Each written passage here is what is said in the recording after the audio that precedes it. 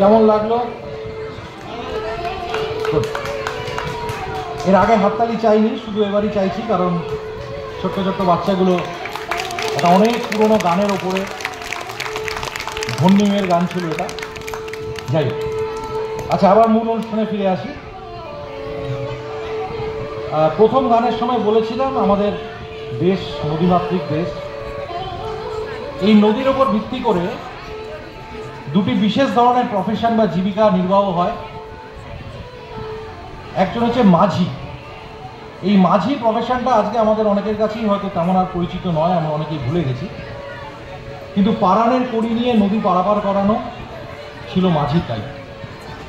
এবং দ্বিতীয় যে প্রফেশন বা জীবিকা, সেটা হচ্ছে জেলেদের জীবিকা। গরিব বড়লোক সমস্ত রকম বাঙালি এক থালা সাদা ভাতের বুকে একখণ্ড মাছ যারা আমাদের মুখে তুলে দেন, তারাই হচ্ছেন জেলে বা ফিশারম্যান। আমরা কোনোদিন ভেবে দেখেছি এই দুই ধরনের প্রফেশন, তাদের জীবন, তাদের লড়াই?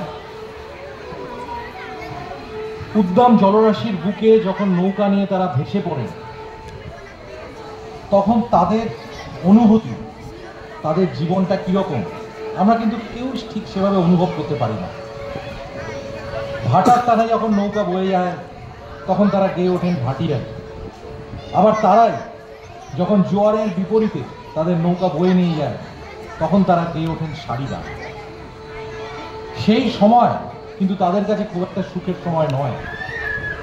সেই জলরাশি কিন্তু তখন তাদের বন্ধু নয়, তখন তাদের প্রতিদ্বন্দ্বী।